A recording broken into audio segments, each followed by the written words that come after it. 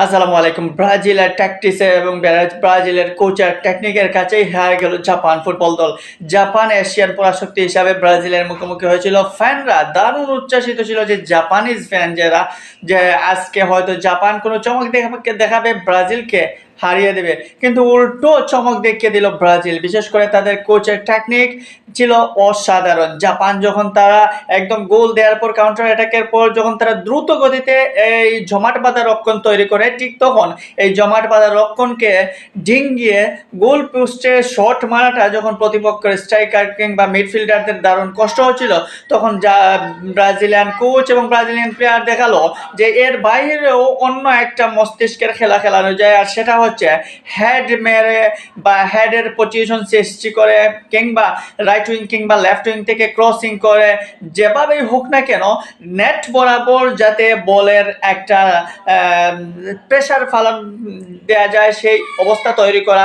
আর সেই অবস্থা তৈরি করে শেষ পর্যন্ত দ্বিতীয় হাফে জাপানকে কোণঠাসা করে ব্রাজিল, এবং সেই কোণঠাসা থেকে ম্যাচের অন্তিম মুহূর্তে জয়সূচক গোল দিয়ে ব্রাজিল তার পায় এই জাপান নামক একটা কঠিন প্রতিপক্ষ থেকে।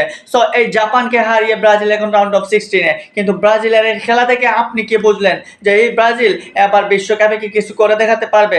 মনে হয় কিছু করে দেখাতে পারে ভাই, কারণ যে সকল প্লেয়াররা রয়েছে তারা যেমন সলিড পারফরমেন্স দেখাতে প্রস্তুত, ঠিক তেমনি তাদের ডাগ আউটে যে কোচ রয়েছেন সে কার্লো আনচেলত্তি তার মাথা খাটিয়েও প্রতিপক্ষকে নিয়ে দারুণভাবে পড়াশোনা করে, বিশ্লেষণ করে, সেই অনুযায়ী মেডিসিন দিতেও তৈরি। সো এই ব্রাজিলকে আপনি আটকাবেন কিভাবে? এখন যদি ভাগ্য বিধাতা যদি ব্রাজিলের বিপক্ষে থাকতেন, হয়তো ব্রাজিল হেরে যেত, কিন্তু ব্রাজিল শেষ পর্যন্ত চেষ্টা করেছে দুই হাফেই। বিশেষ করে ফার্স্ট হাফের ব্রাজিল এবং সেকেন্ড হাফের ব্রাজিলকে আলাদাভাবে দেখলে আপনি বুঝতেই পারবেন যে সেকেন্ড হাফে কতটা অ্যাগ্রেসিভ ব্রাজিল ছিল। আজ নেইমারকে তোলার প্রয়োজন মনে করেন নাই কোচ কার্লো আনচেলত্তি।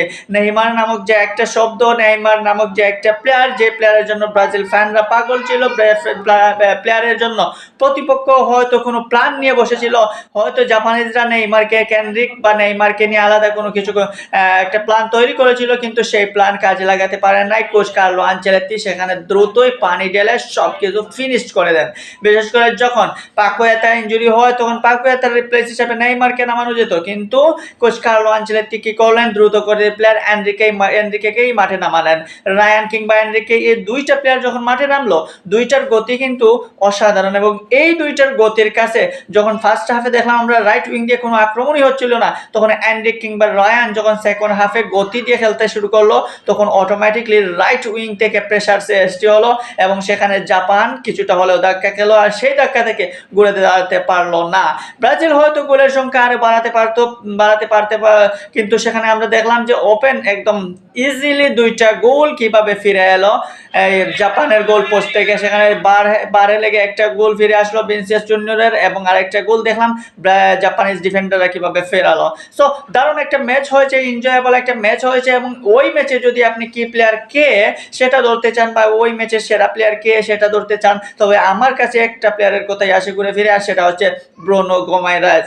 এই ব্রুনো গোমারেজ totally first half second half প্রত্যেকটা মিনিট যতক্ষণ মাঠে ছিলেন প্রতিপক্ষকে প্রেসারে রেখেছিলেন, এবং জাপানের যে ডিফেন্সকে যেভাবে নাস্তানাবুদ করা যায়, যেভাবে মাঠের চতুর্দিকে ঘুরানো যায়, সেই ঘুরানোর কাজটাই কিন্তু ব্রুনো গোমারেজ করেছেন। এবং লাস্টের যে গোলটা, যেটা জয়সূচক গোল মার্টিনেল্লিকে দিয়ে করালেন, সেটাও ব্রুনো গোমারেজের অ্যাসিস্ট। সো টোটালি এই ম্যাচে ব্রুনো গোমারেজ ছিলেন অনবদ্য। সেই সাথে ভিনিসিয়াস জুনিয়র দারুণ চেষ্টা করে গেছেন, তার প্রচেষ্টাও কিন্তু ফালানোর নয়। সো টোটালি ব্রাজিলের যে পারফরমেন্স আজকে দেখা গেল, এই পারফরমেন্সের ওপর ভিত্তি করে বোঝা যাচ্ছে যে ব্রাজিল শুধুমাত্র তাদের ছন্দময় ফুটবল খেলতে এই মুহূর্তে তৈরি না, তারা কিছুটা হলেও তারা ব্রেইনের কাজ করতে চায়, প্র্যাকটিস অনুযায়ী, কোচের প্ল্যান অনুযায়ী তারা খেলতে চায়, এবং সেটাই আজকে প্রতিফলিত হলো। এবং কোচের সলিড পারফরমেন্স এবং কোচের সলিড টেকনিক, কোচের সে যে ট্যাকটিক্স রয়েছে তার শতভাগ তিনি মাঠে প্লেয়ারদের মধ্যে দেওয়ার চেষ্টা করেছেন,